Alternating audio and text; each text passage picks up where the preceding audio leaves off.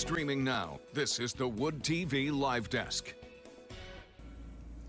And good afternoon, everyone. Phil Penarski here with the News 8 Live Desk. Hope everybody is having a great Wednesday so far. I know I am, because we are happy to be joined by the one and only Jeff Allen today. The comedy veteran is coming to Grand Rapids next month to the Wealthy Theater, and tickets are on sale right now, and you can actually find out how to get them over on our website, woodtv.com.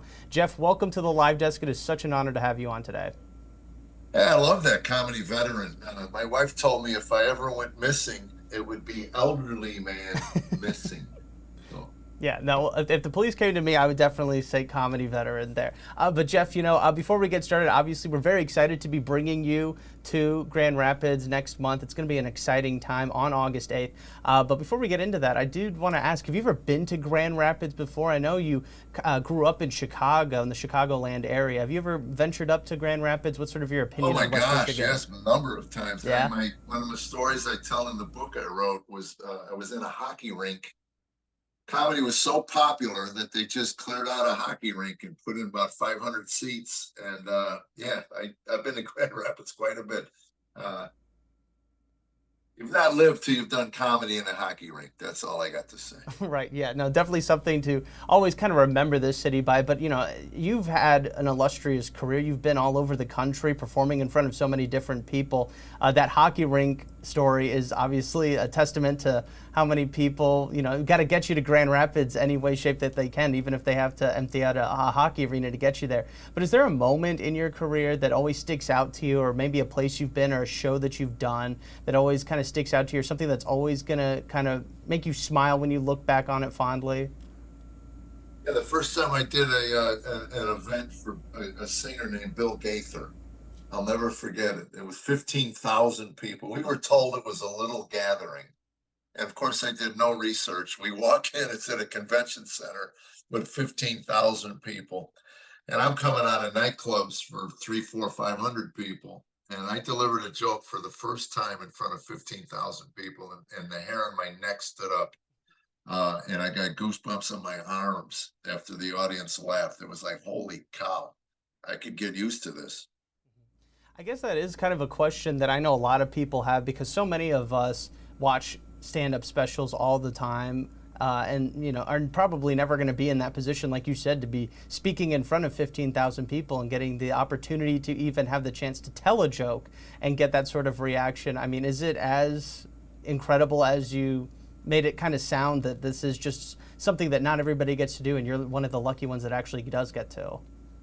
That's why I'm still doing it. I started in 1978, and I'll never forget the first time I delivered a line that got a laugh. It was probably in front of 20 people, and I thought, I love the process of stand-up comedy. That's why I'm still doing it 45 years later, 46 years later.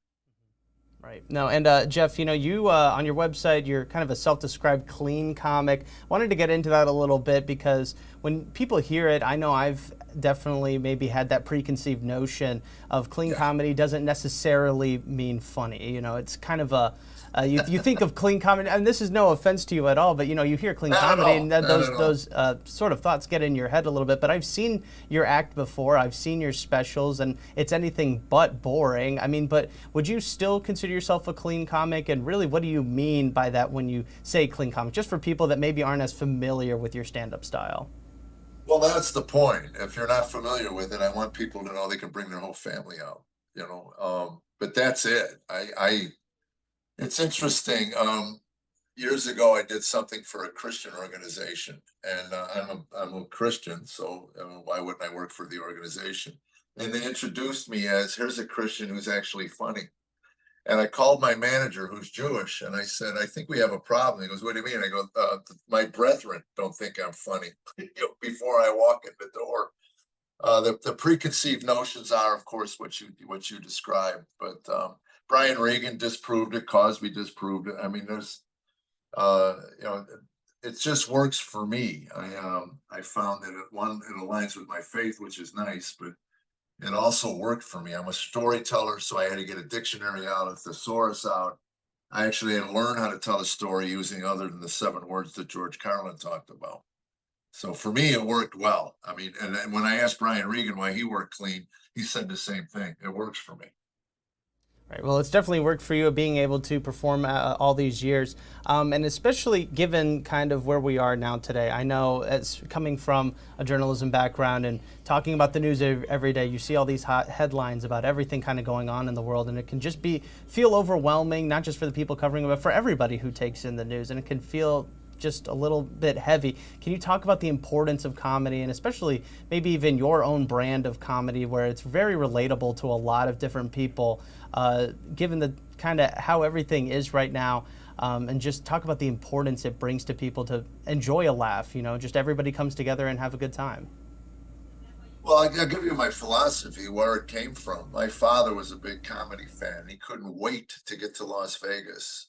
And again, we didn't have a lot of money growing up, so trips to Las Vegas were not even in the cards. Well, something came up. He got a chance to go to Vegas, and he couldn't wait to see Alan King. That was his favorite comedian from the Ed Sullivan Show. And Alan King spent about 20 minutes railing about the government and taxes and how much money he had to pay. And my father was so disappointed, came home actually angry and said, I didn't really pay to hear some rich guy talking about how hard things are. I just wanted to laugh.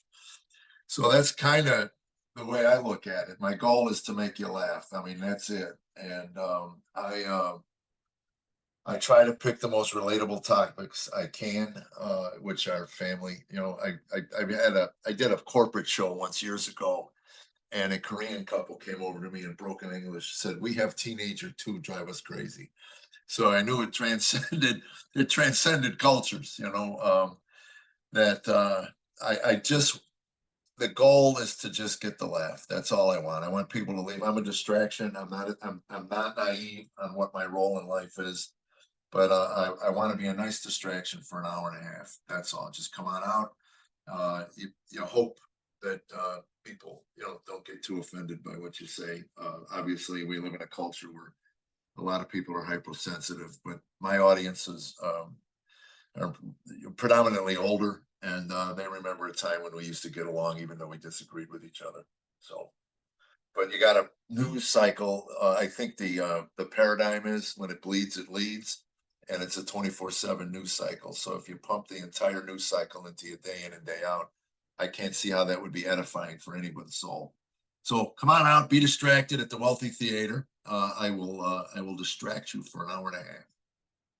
Well, I know a lot of people are definitely looking forward to that, Jeff, and that kind of is the perfect segue into our final question. Just for people that are maybe looking to find something fun to do on August 8th, and they hear about your show and are thinking about coming out, what would you tell them to make sure that they are in their seats and enjoying the show? Can you make your final pitch out to people to show up to the show on August 8th? Yeah, I just again, I'm a distraction. If you're just, it's amazing. The harder the times are in America, the more comedy thrives, and we're thriving as a collective group. Comedians are doing really well now, and it's because I think people are just tired. They're exhausted from the constant bombardment of the negativity, and I don't do politics. I really don't. I may make a crack, but I'm going for the joke. But I always said I'm 99.9% politic free. There's that chance that I might make a joke, but I don't really follow the news much anymore. Again, I just, the goal is to make people laugh. Come on out, bring the family. That's what's cool. I love getting 3 generations out. The only thing we did as a family growing up was the Ice Capades, because everybody hated it. So there was nothing we enjoyed watching ice skating. So my father would go, "Shut up, sit down, we're a family, be together." So I hope for my show, you can come out and laugh together, and it's always nice. Releases endorphins. Endorphins are the body's natural painkiller, which is great. Come on out and heal up. Laugh and heal. That's what I say. Right. Couldn't have said it better myself. Jeff, thank you so much for stopping by. I do want to remind everybody watching that if you would like to know how you can get tickets to Jeff Allen's show at the Wealthy Theater in Grand Rapids on August 8th, well, you can find all that information right now over on our website, woodtv.com. Jeff, one last time, thank you so much for stopping by today. Thanks. One more thing. They can go to Amazon Prime. I got 2 specials on there as well. Yes, no, shameless plug right there, Jeff. Thank you so much for stopping by. Thanks, Phil. Yes, of course. I want to thank everybody else for tuning into this latest edition of the News 8 Live Desk. I'm Phil Penarski, and we hope you have a great rest of your day.